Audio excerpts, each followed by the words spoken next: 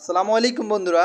আজকের ভিডিওতে আমরা জানবো ইংরেজি গ্রামারের চেঞ্জিং সেন্টেন্স এর সিম্পল, কমপ্লেক্স এবং কম্পাউন্ডে কিভাবে রূপান্তর করা যায় সে বিষয়গুলো সম্পর্কে। অর্থাৎ আমরা সিম্পল, কমপ্লেক্স, কম্পাউন্ড সবগুলো একসাথে দেখব, যাতে করে আমাদের কনফিউশনগুলো না থাকে। তো আজকের ভিডিওর যে মূল আলোচনা, ট্রান্সফরমেশন সেন্টেন্স বা চেঞ্জিং সেন্টেন্সের পার্ট সিম্পল, কমপ্লেক্স এবং কম্পাউন্ড, এই তিনটি বিষয়ের প্রথম যে রুলসটা দিয়েছি তা হলো যে বাই প্লাস জিরান্ড। অর্থাৎ সিম্পল সেন্টেন্সে যদি বাই প্লাস জিরান্ড থাকে তাহলে কমপ্লেক্স সেন্টেন্সে ইফ প্লাস অ্যাফার্মেটিভ সেন্টেন্স এবং কম্পাউন্ড সেন্টেন্সে অ্যান্ড বসিয়ে সম্পন্ন করতে হয়। তো এখানে আমরা প্রথমে লিখেছি by plus gerund. By plus gerund, এখানে জিরান্ড মানে কি? জিরান্ড হলো আইনযুক্ত নাউন ফর্ম, অর্থাৎ বার্বের সাথে আইনজি যুক্ত হলেই সেটা যদি নাউনের কাজ করে তাকে বলে জিরান। যেমন আমরা এখানে দেখতে পাচ্ছি প্রথম উদাহরণ, সিম্পলে বলা আছে যে বাই ওয়ার্কিং হার্ড, অর্থাৎ কঠোর পরিশ্রমের মাধ্যমে।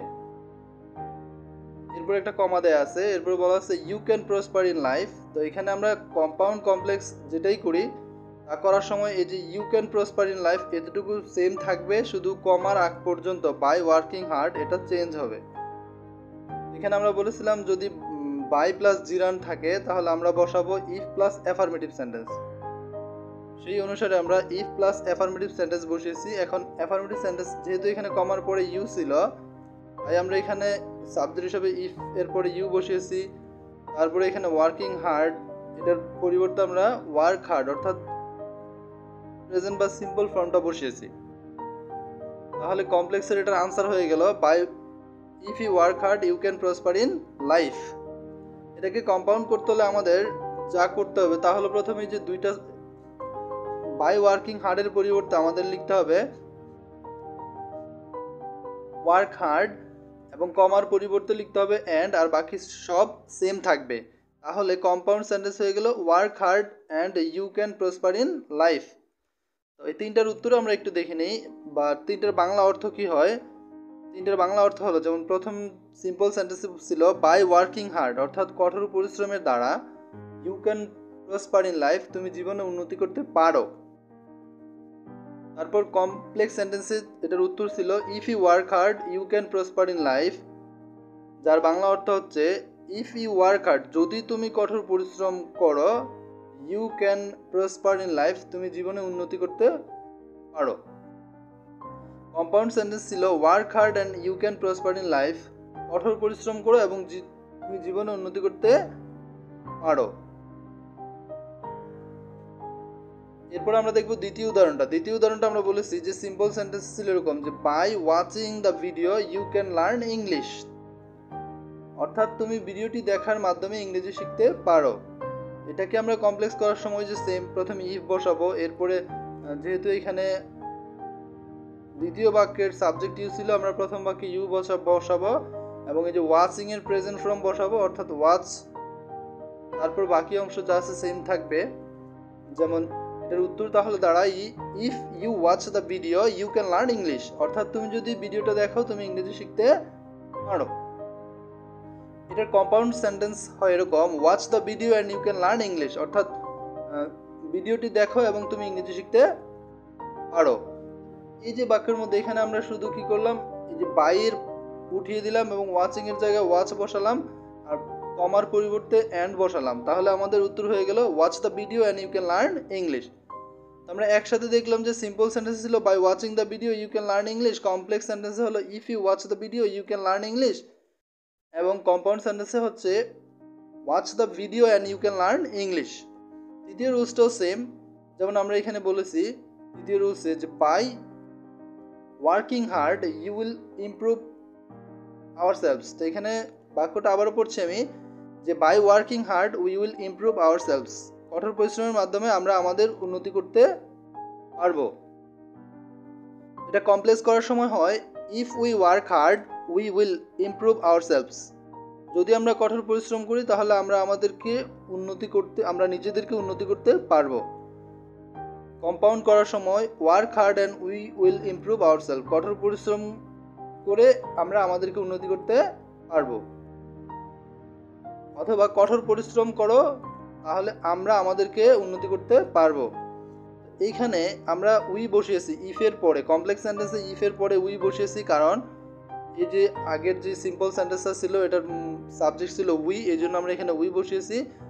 এখানে বাই থাকার কারণে ওয়ার্কিং হয়েছে, কিন্তু এখানে হবে প্রেজেন্ট ফর্ম অর্থাৎ ওয়ার্ক হবে। এইভাবে আমরা করব সিম্পল থেকে কমপ্লেক্স, কমপ্লেক্স থেকে কম্পাউন্ড। তার মানে বাই প্লাস জিরান থাকলে আমরা কমপ্লেক্স করার সময় ইফ বসাবো আর একটা অ্যাফার্মেটিভ সেন্টেন্স বসাবো, এবং কম্পাউন্ড করার সময় আমরা বাই ওয়ার্কিং এর পরিবর্তে অর্থাৎ বাই প্লাস জিরান্ডের পরিবর্তে শুধু ভার্বের প্রেজেন্ট ফর্ম বসাবো এবং কমার পরিবর্তে এখানে এন বসাবো। এভাবে আমরা করতে পারবো সিম্পল থেকে কমপ্লেক্স, কমপ্লেক্স থেকে কম্পাউন্ড। এবার আমরা জানবো দ্বিতীয় রুলসটি। দ্বিতীয় রুলসে আমরা বলেছি যে সিম্পল, কমপ্লেক্স, কম্পাউন্ড, অর্থাৎ সিম্পল সেন্টেন্সে যদি উইথাউট প্লাস জিরান থাকে তাহলে ইফ প্লাস নেগেটিভ সেন্টেন্স বসাতে হবে এবং ইম্পারেটিভ প্লাস অর বসাতে হবে। এখানে আমরা দেখতে পাচ্ছি যে পার্থক্যটা, এখানে ছিল বাই প্লাস জিরান্ড, কিন্তু এখানে হচ্ছে উইথাউট প্লাস জিরান্ড। তা উইথাউট প্লাস জিরান্ড যেমন এখানে লিখেছে without working hard you can not succeed, অর্থাৎ কঠোর পরিশ্রম ছাড়া তুমি সফল হতে পারো না। এটাকে আমরা কমপ্লেক্স করার সময় লিখব if you don't work hard. এখানে আমরা ইউ বসিয়েছি কেন? কারণ এই বাক্যের অর্থাৎ সিম্পল বাক্যের মূল বাক্যের সাবজেক্ট ছিল ইউ, এই জন্য আমরা এখানে বসিয়েছি ইফের পরে ইউ। উইথাউটের পরিবর্তে আমরা বসেছি ইফ, এবং এখানে আমরা বলছি যে উইথাউট থাকলে নেগেটিভ করতে হবে বাক্যটা, যেহেতু কোনো অক্সিলারি ভার্ব নাই তাই আমরা ডোন্ট বসিয়ে নেগেটিভ করেছি, এবং বাকি ওয়ার্কিংয়ের পরিবর্তে ওয়ার্ক বসিয়েছি, বাকি সব সেম রয়ে গেছে।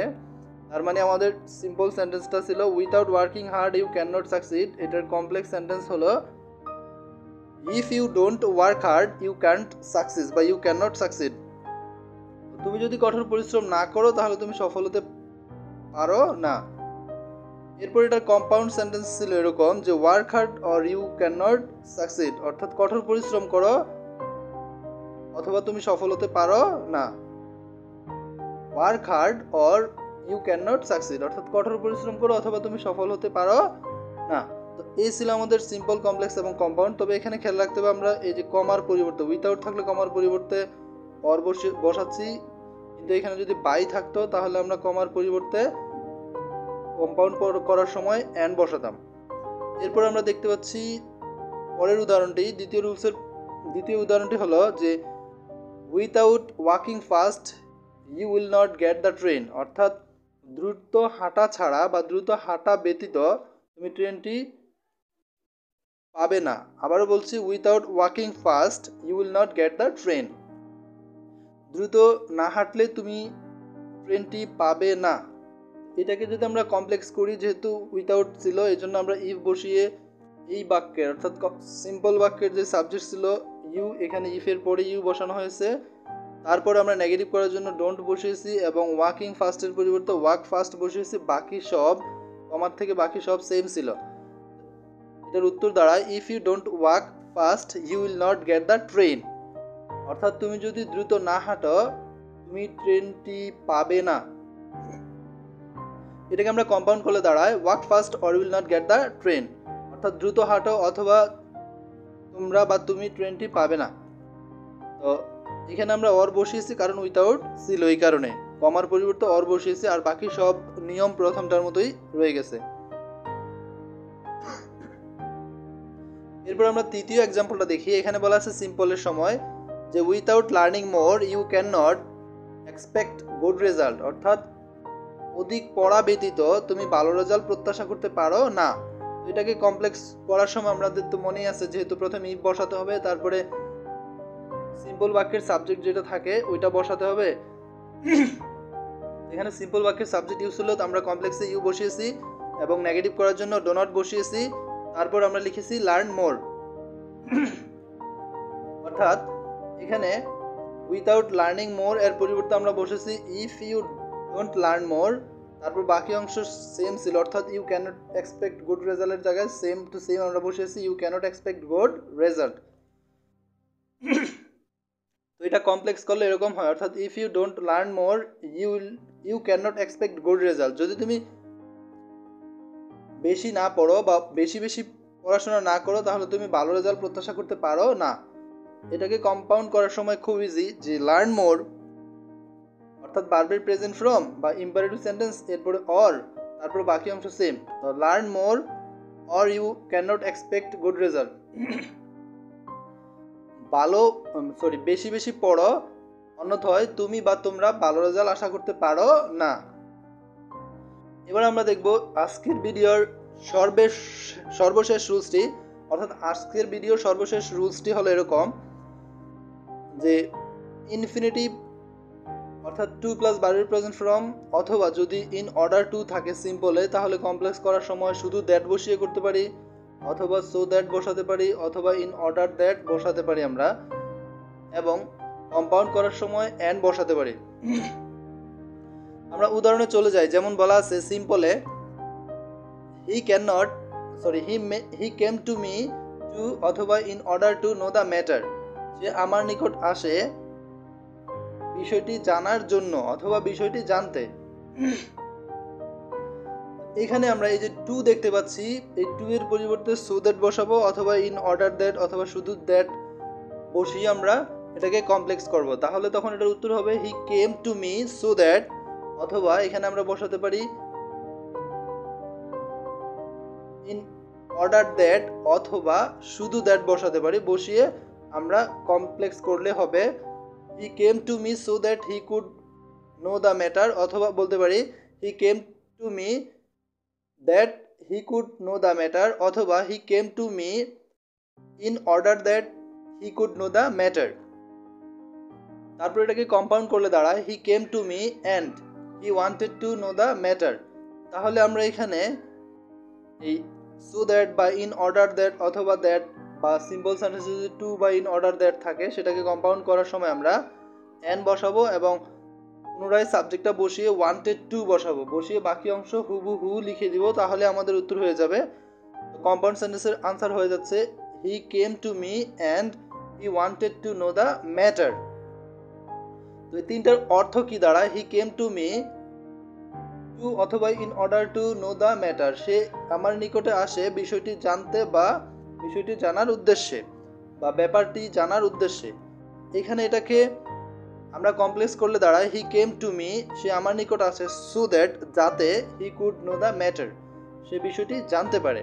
তো সে আমার নিকট আসে যাতে সে বিষয়টি জানতে পারে।